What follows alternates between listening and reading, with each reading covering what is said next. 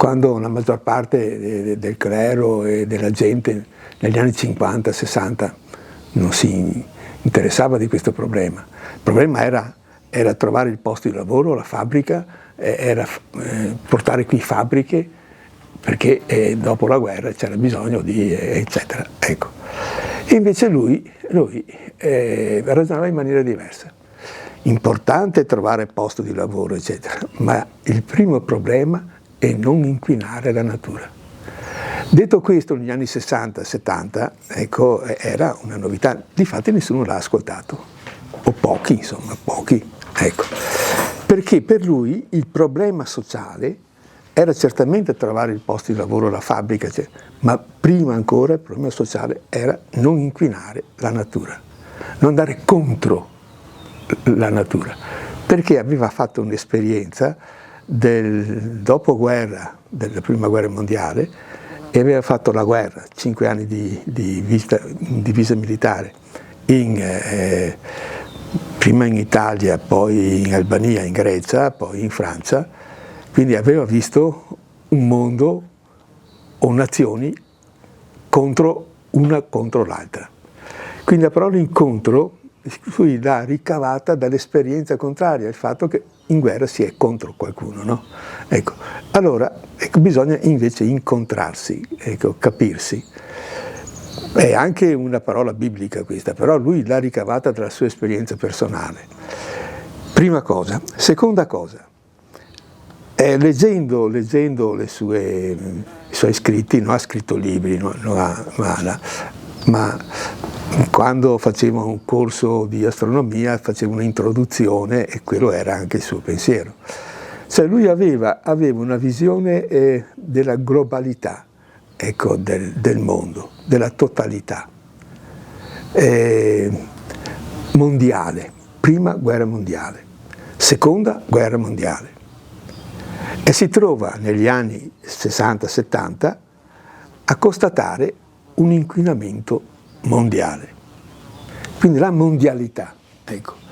E quando lui parla ha questa visione, no, globale, cioè di un mondo unitario, un mondo che comprende tutto, comprende la natura, comprende gli uomini, ecco, e dentro il quale questo mondo totale, così, ecco, noi dobbiamo dare il nostro contributo.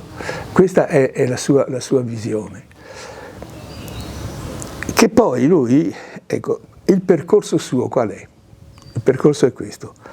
Lui vuole sapere tutto del pianeta Terra e del sistema solare, vuole sapere tutto del cosmo e quindi invita gli astronomi e il professor Romano,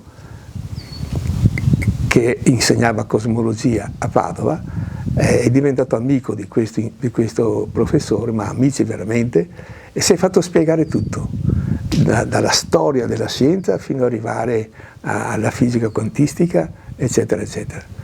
Perché voleva sapere, dal punto di vista scientifico, dove siamo, qual è il nostro posto nel cosmo, qual è il nostro equilibrio cosmico, e quali sono le relazioni che noi abbiamo con tutto il cosmo.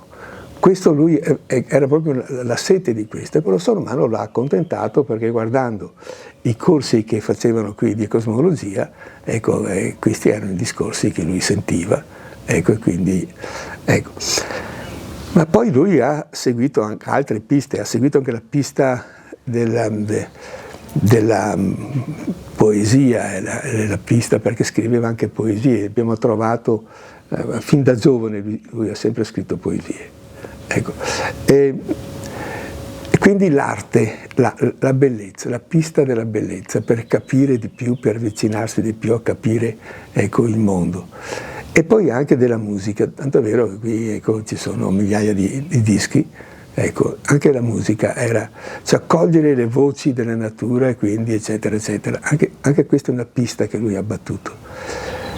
Non si è servito per niente dei libri di dogmatica e di teologia e neanche perché lui era avvocato, quindi era laureato in legge. Non ho trovato nella sua biblioteca, non ho trovato nessun libro che non so, più aggiornato rispetto a quando lui aveva studiato prima della guerra. Ha abbandonato quella questione là. E quindi abbiamo una parte scientifica della conoscenza del cosmo, eccetera, eccetera, una parte così poetica e quindi della bellezza, eccetera, eccetera, un'altra pista che lui ha seguito, e poi la terza parte della biblioteca invece non ci sono trattati, ma ci sono biografie dei mistici. La strada della mistica, lui ha seguito la strada della mistica. San Benedetto, ma anche i mistici del 1200 come Eckhart, come Ruysbroek, ecco, i mistici. La cosa interessante, dopo ho capito perché lui ha seguito la pista dei mistici, perché è la visione che hanno oggi i fisici quantistici. La fisica quantistica ha una visione del mondo in cui tutto è in relazione, la totalità, una visione olistica dove tutto è in relazione, tutto è in comunicazione. Ecco, e lui è arrivato non perché conosceva la fisica quantistica, ma ci è arrivato perché ha messo piede dentro il mondo dei mistici. La visione del mistico è di arrivare a costruire l'unità del tutto, ecco, l'unità. Ecco, questa è l'impostazione diciamo, che emerge dai suoi scritti, emerge dal suo percorso, eccetera. Ecco.